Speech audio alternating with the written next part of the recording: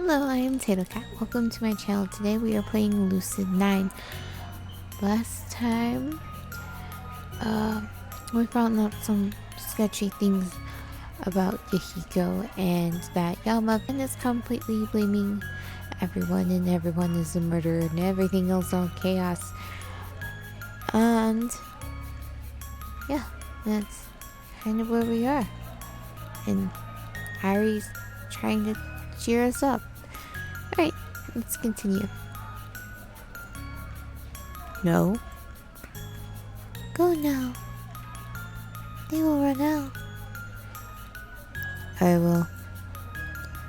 But you aren't.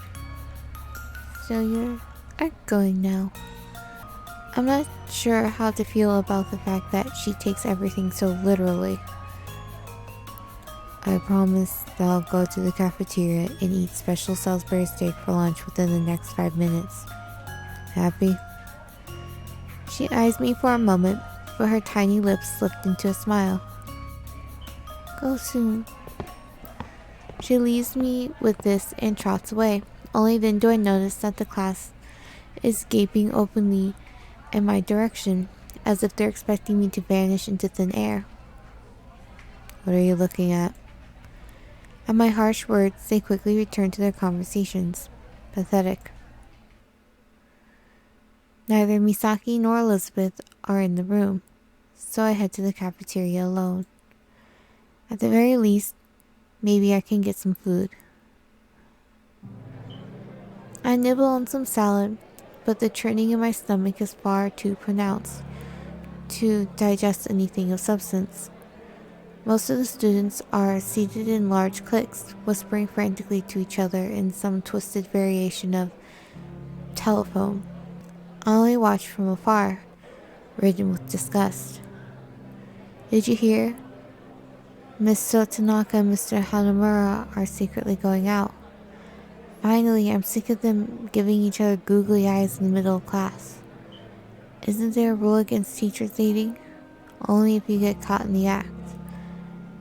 Hey, we should try to capture something like the making out. Ooh, that'd be a hit on Powder. I stab my fork into my salad with such force that the resulting clink stops the neighboring clique in their tracks.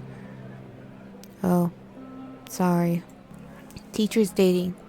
A student was run over by a train yesterday, and they're chatting about teachers dating. So what if they are? It's not their business, it's the administration's. Yeah, also, why can't teachers date?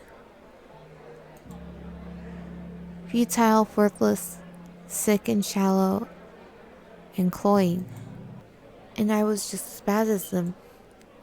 Students kidnapped, students murdered, students ripped from their lives and their families and their friends. And what was I worried about? Masato hounding me for track? Being paired up with Rui? Troublesome errands from Shigure? Absolutely pathetic. Rid of my appetite, I toss my dishes and head back to the classroom. More importantly, did we get Salisbury? Steak is what I want to know. It sounded like he was eating salad. That's not steak. That's what steak eats. I expect to spend the remainder of time by myself, but instead I find Misaki waiting by my chair. Ah, Yama. Hi. Do you want to go somewhere with me? What? Now? No, tomorrow. Of course, right now. Class is about to start. Are you seriously coming up with an excuse to stay in school? She's right. Normally I wouldn't mind. So, you're saying we should ditch? I prefer the phrase, investing our time in other endeavors. So, ditching. Make it sound so ugly. As sudden as this may be, it might actually end up being kind of fun. Honestly, for once I actually want to stay in school. It's nice to talk to Miki, but as stupid as it seems, this is the only semblance of normalcy I have. Sorry, maybe after school? Oh, after school, I'm a bit busy with work. Oh, it's fine. Maybe some other time. I feel like I should try to make amends somehow, but the bell's already rung. Misaki returns to her desk, reabsorbed in her phone. The teacher promptly enters the classroom and raps his knuckles against the board. Afternoon class, it's unfortunate that your PE is right after lunch, but it can't be helped. To the courtyard. The students groan, but follow him out the doors. We spend the period running along the track and doing basic conditioning. I end up pushing myself much harder than usual. The PE teacher, clearly unnerved, doesn't speak with me for the rest of the class. The afternoon passes by in a similar fashion, stagnant and ridden with idle gossip. It's not until I'm out of school that I realize I haven't seen Yahiko again. I don't have anyone to hang out with, so I leave straight after class. I'm about to turn out the gate, but a sudden ping from my phone draws my attention.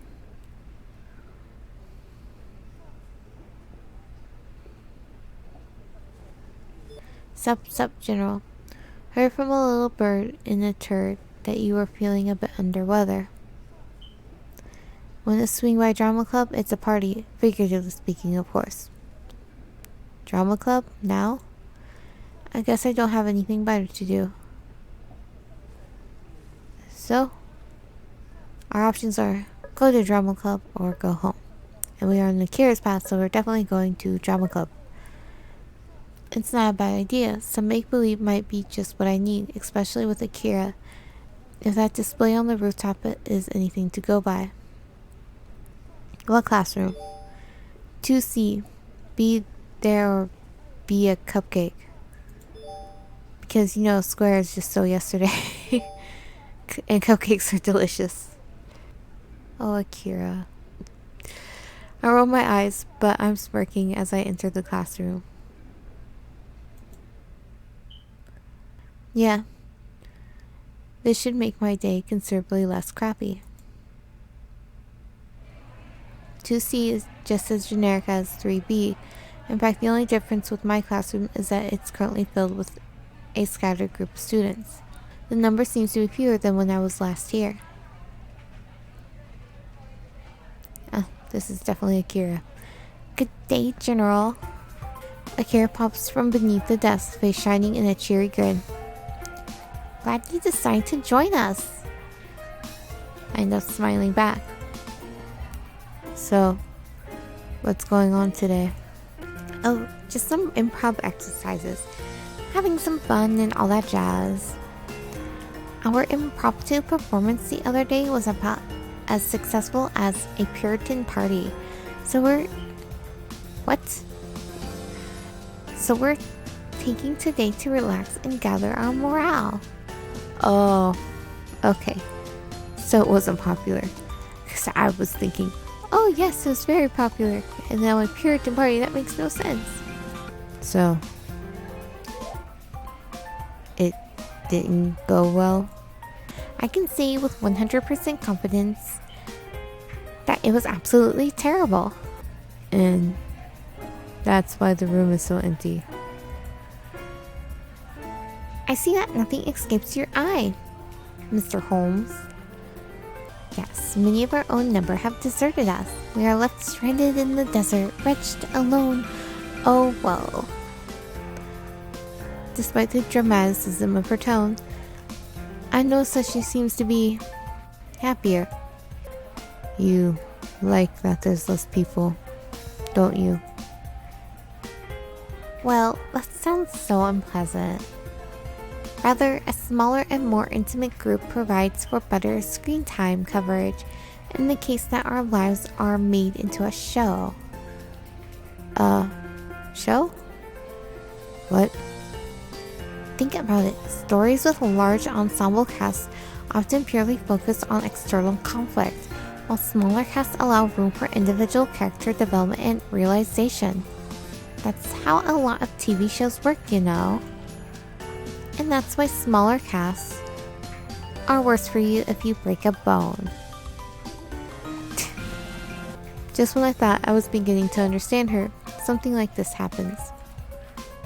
I see. Of course you do. You have 2 functioning eyes. Before I can respond to this absurdly literal statement, the club president claps her hands, gathering the attention in the room. Okay guys, I don't think anyone else is coming. Let's get started. The group shuffles into a circle. The president's eyes land on me. Her eyes widen noticeably. Oh, Yama Ishimoto. Great to have you here. You remember me? It's hard not to remember you, Yama. Most new people, when they experience what you experienced when you went into the drama club last time, don't respond with, oh yes, I'm a spy. Let's act this out. It's not what they do. Why, of course, Akira frantically makes some kind of vague gestures with her hands. The president coughs. Akira brought you here. Foreign spy, right? It wasn't that long ago. Oh, she was going to say, Akira has a crush on you. I noticed their unusual actions, but decide to ignore it. Right. Well, you're in luck. Today I've got some great exercises planned. You guys ready? The group, though small, lets out a hearty roar. The president slides a hat toward the middle of the room. Inside lies a tangled mass of paper. Okay, let's do some warm-up improv. Akira, do you mind? It'd be a pleasure, Prez. She eagerly shuffles forward and snatches a random slip. Her eyes drift over the words. My character is a lawyer. Good. Tatsuya, why don't you match her? Sure thing, Prez. He also extracts a slip and snorts in disbelief. A dragon with an attachment complex to his captive princess. Great. You guys know the drill. 3 minutes, ready? Akira straightens, adjusting her jacket. Her partner leaps on the desk and curls lightly, as if he's actually a dragon. Go! Akira strides forward, whipping her finger to her partner. Hold it, Mr. Dragon. Are you not aware of the severe consequences associated with kidnapping? It's a serious felony offense. Your latest sentence will be equivalent to 20 human years or more if you do not cooperate at once. No, you can't take her from me. She's mine, my precious. Akira slaps her hand convincingly on the table. Your Honor, the defendant. We're not in a court of law, little lawyer. Go away before I fry you to a crisp. Take that. I thought that dragons were supposed to be creatures of honor. Must I challenge you to a duel? Partner gives a long dreary sigh, as if genuinely disturbed by Akira's incessant presence. Fine. You want to know, little lawyer, why I refuse to forfeit my precious? Enlighten me. Simply this, little lawyer. You are playing by the code of humans. I am playing by the code of dragons. Shall I tell you what the code of dragons states? That a dragon can kidnap any poor innocent soul whenever they so please? No. In fact, little lawyer, it is prohibited for a dragon to withhold a precious maiden for more than 24 hours against her will, barring the major extenuating circumstance, which is if the place to which she must return is worse than in our possession.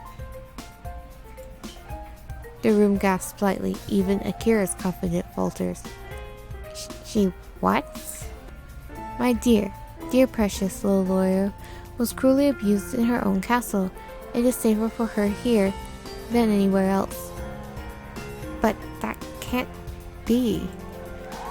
A brief silence falls on the group, punctuated by the shrill tone of an alarm. The club president hastily waves her phone as the room breaks into applause. Time up. Great job, Akira, Tatsuya. That was really creative. That plot twist was brilliant comeback, Tatsuya. It was so fun to watch. When Akira sits next to me, I lean close to her. So, this is just an improv where anything goes?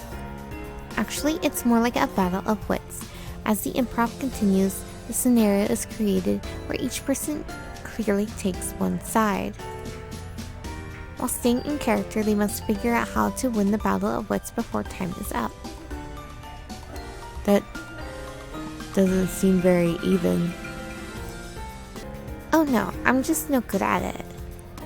You see, I should have said that the princess was actually Spartan. Therefore, what the dragons perceive as abuse, society perceives as normal. That kind of improv concept is very interesting. I've never thought of something like that before. Okay, next, Yama, wanna give it a try? Sure. I pluck a slip of paper from the hat. Huh, just my luck, a delinquent boy. What'd you get, General? An honorable samurai, a terrific knight? Sorry to disappoint, but... Alright, this is definitely Rui. There's no other person this could be. Hi guys, I'm sorry for being late. Suddenly the door flies open. Rui comes rocketing into the room, dumping her backpack on the ground. My mind runs completely blank. Rui, she's part of the drama club. I'd completely forgotten. Oh, perfect timing, Rui. Why don't you play opposite of Yama? We're doing battle improv. Rui's eyes land on mine, surprise etched clearly over her features. Guilt churns in my stomach as she shuffles away, her smile adopting a clearly awkward tint. I probably... Come on, the hat's waiting. I think I forgot something. She inches through the doorway. I wrap my fingers in my pockets, trying to stim the stifled air out of my lungs. Rui? Rui halts in her steps, staring pleadingly at Akira. Why don't you be Yama's partner? Horror spreads across Rui's face. Fierce indigestion rears in my stomach. I bite my tongue to keep words back. Why? Of all days for her to interfere. Why today? Does she know what happened between Rui and me? Is this her way of exacting revenge since she got in a fight with Rui? I have to go, Akira. What, Rui? Rui quickly scoops up her backpack and bolts from the room. Akira's face falls. Well, it was worth a shot. Oh, what's gotten her so antsy? An uncomfortable silence descends upon the room. It's more than I can bear. I hurriedly grab my backpack, my mind still clouded with anger. Sorry, I have to go too. Thanks for the performance, though. Wait, you two already? General? Why? Goodbye, Akira. I'm barely able to keep the snap out of my voice as I rush out of the classroom. I stop only when I break into fresh air. My thoughts, now broken from their mold, are racing uncontrollably in my head. Rui, train, Shoji's death, seeing Rui, yelling at Rui, hurting Rui. I even forgot that she was in the drama club. General, hold up. Akira sprints to me, face wrought with worry. Why'd you leave all of a sudden? I clench my jaw, working to keep my words civil. Akira, I need you to be honest with me. Okay. Did you also ask Rui to come to drama club today? She usually comes, but I wanted to make sure. That's answer enough. Why did you want to make sure? Because you wanted us to meet? Well, yes. Akira, please. I told you this before, but you need to stop meddling. Look, Rui and I fought yesterday. What just happened in that classroom? Well, I think you might have made the scenario a whole lot worse. General, I know that you and Rui fought. What? My anger blossoms in my stomach. Then, why did you plan this? Did you intentionally try to make us miserable? Is this because you and Rui are on bad terms? No. Rui and I made up a long time ago. Well, actually, it was just yesterday. But still, this appeases me slightly. I try to withhold my accusations. Then, why? You need to make up with Rui, General. I wasn't there. So, I don't know who's wrong and who's right. But it's always best to apologize first.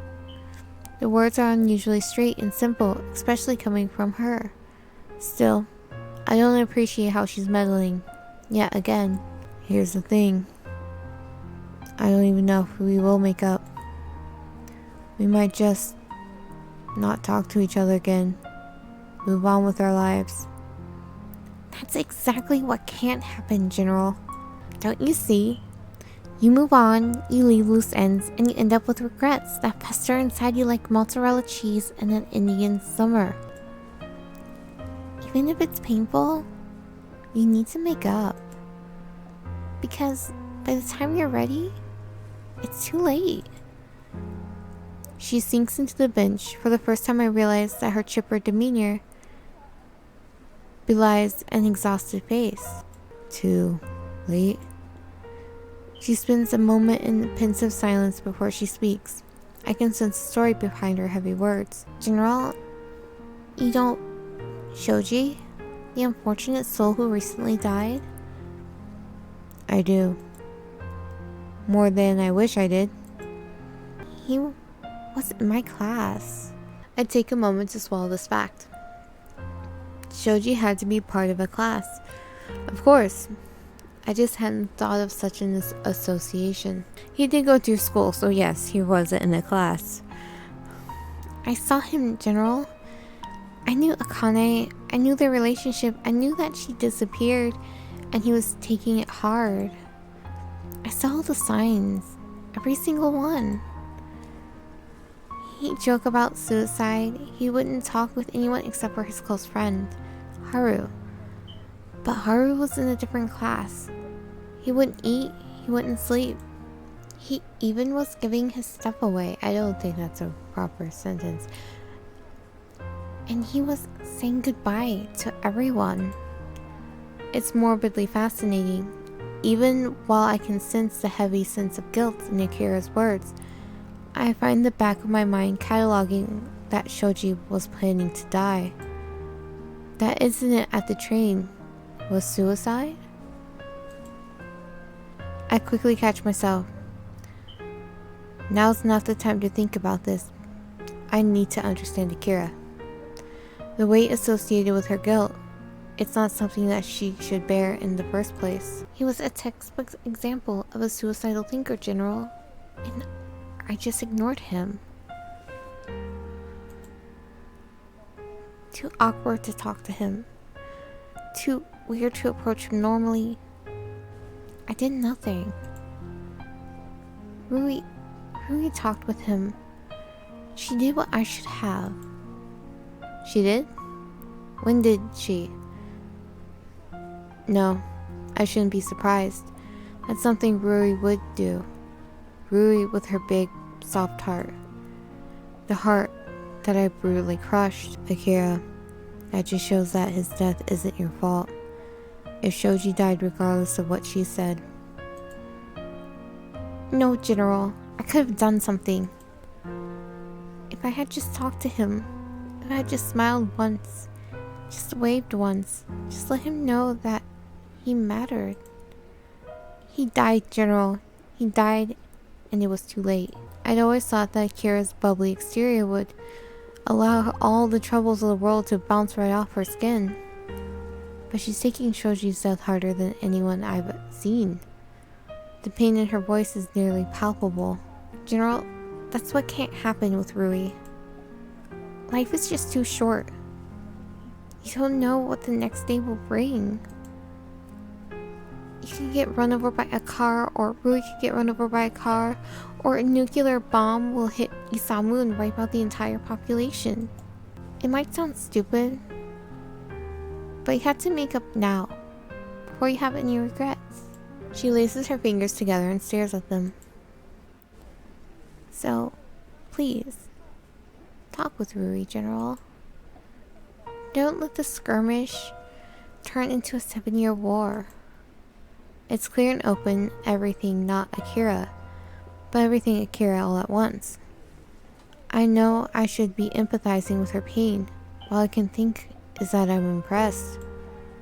There's much more to her, a deep heart that I never knew was there. I'll try to make up. I try to smile reassuringly. She returns it, her shoulders relaxing. Well, if you need some aid, you can always call for backup. I have a particularly dangerous concoction known as a matchmaking plan. All it requires is a nearby movie theater, a bouquet of roses. This isn't for a date. Well, who's to say that it can't be? I snort at this, but it comes out a little more affectionate than I was expecting. Let's stick with a simple apology. Well, General, even if you want to be boring, I do want to give you any help I can offer. Thanks for the thought, but it's something I should do myself. It's between me and Rui, so I'll take responsibility for it, not you. Akira freezes at the statement. Did I hurt her feelings? I appreciate the offer though. Nice save, Yama, that fixes everything. She only averts her gaze and shuffles away. It concerns me. Akira. Huh? What's wrong? Nothing, I just, that's really cool of you, General. It's very admirable. Admirable? That I take responsibility for my own craft? Well, I don't know. Is it time for me to get going? It must be. They'll all be wondering where I am. See you, General. Thanks for stopping by. And please make up with Rui soon. Bye. And just as suddenly as she appeared, Akira bolts away. Her words are strange, her analogies are unthinkable, and half the time, I'm not sure if we're speaking the same language, but today, I felt closer with her than most of my longtime friends. Amazingly enough, I think that we're actually starting to reach some semblance of understanding. I head back to my apartment, pondering the encounter in my mind. I actually understand Akira quite a bit, and I'm worried about that. Like, her connections to things make a lot of sense to me, and that concerns me a little bit. It's still light out by the time I return. The day stretches ahead of me, full of possibilities that don't actually exist. I could study if there was any point in doing so. I could hang out with my friends if I hadn't already screwed them over somehow. I should just talk to them, honestly, and apologize. At the very least, hear their side of the story. Try to understand what exactly is going on in their minds. And yet I don't. Even I'm not completely sure why. The only clue lies in the nagging thought in the back of my mind. Maybe it's better that they don't know you.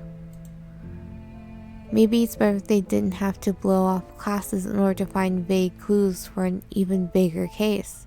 Maybe it's better if they weren't forced to deal with some depressed kid who never got over his sister's death. Maybe their lives would be easier.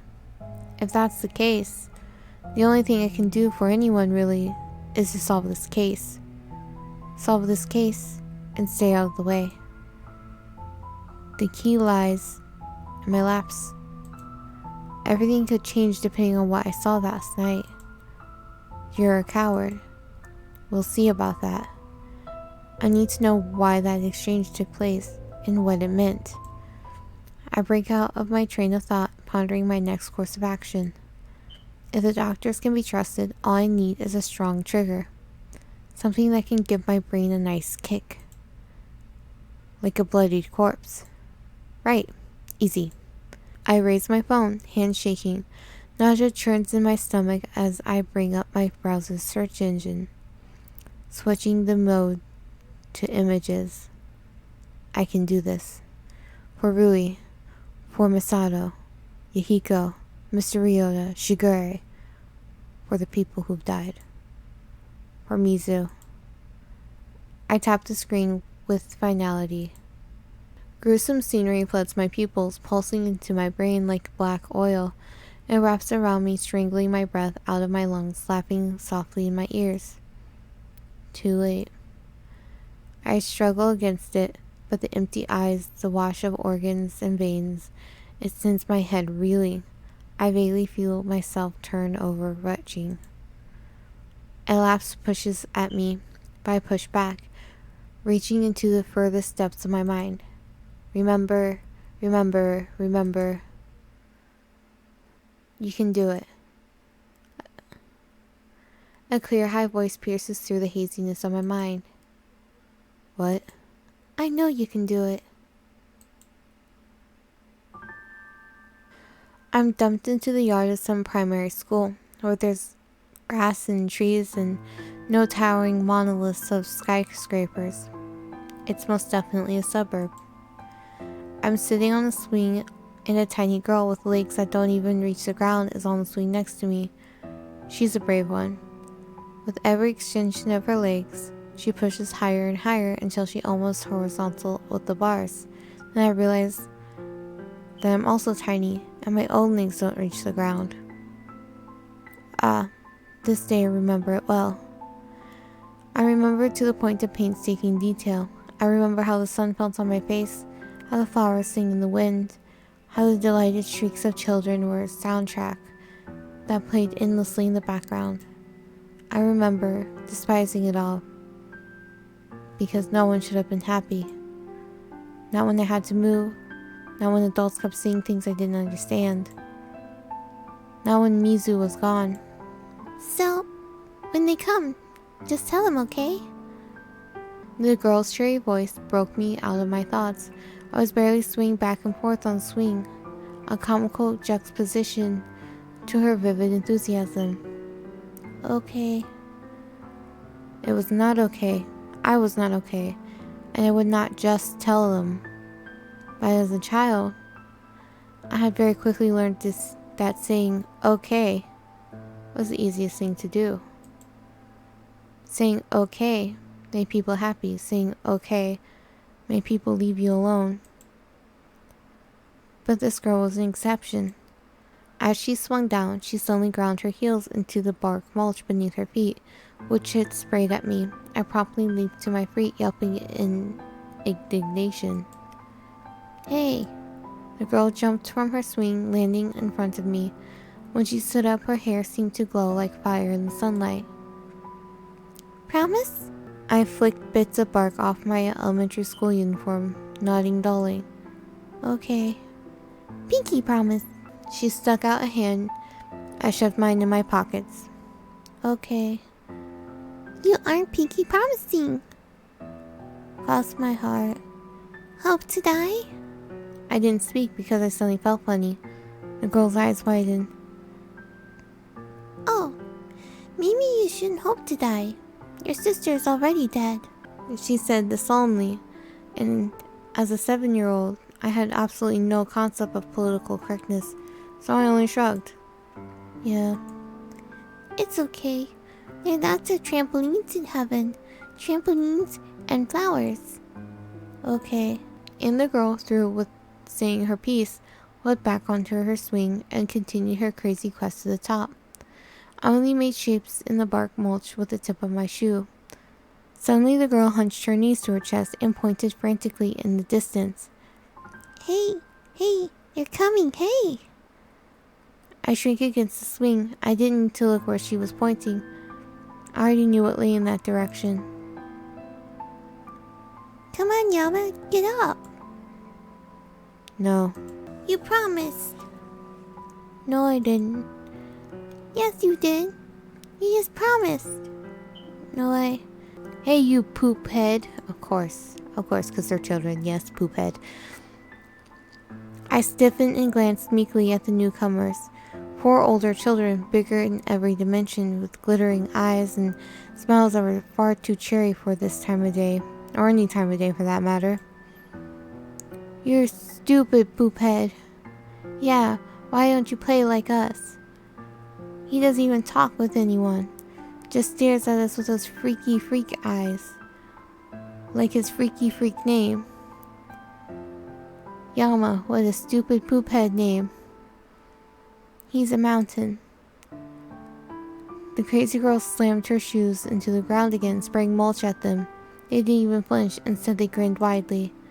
Oh, he's with a girl. Having fun with your little girlfriend, freaky freak? Ooh. I only hunched my shoulders and took the abuse. The girl, on the other hand, curled her fingers into fists, crouching aggressively. He's not my boyfriend. We don't kiss yet. Yama and Rui sitting in a tree. Kissing. I bet he got cooties from her. I don't have cooties. Ew. Don't get too close, guys. You might get some. Run away. As the girl, Rui, lunged after them, the forest split and ran circles around her, laughing raucously. Hey guys, I came up with a song. Yama Yama needs his mama. Freaky freak just like a llama. Yeah, what's a llama? Doesn't matter. Yama Yama needs his mama. Freaky freak just like a llama. Needs a girl to fight. Cause he has no might. They slapped their hands together, laughing cruelly, as I fought to keep the sting out of my eyes and throat. Okay. I said this placidly, saying okay would make them happy, saying okay would make them leave me alone. But just as they were about to lose interest, Rui socked one of them straight in the face with her fist, rage twisting her cherubic features. Her target collapsed on the ground, sniveling, but the rest only laughed. You hit like a girl.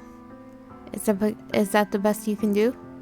Freaky freak and his freaky girlfriend. I'm not his girlfriend. What on earth is going on here? A teacher jogged over to the scene, followed by a crowd of twittering students. Rui's eyes lit up, thinking that help was coming. I only continued to stare at my shoes. I knew what would happen. Teacher, these 4 boys are... Teacher, Yama hit me. Look at him, teacher. I think he's going to die. Yama's not being nice. You said we should be nice, right?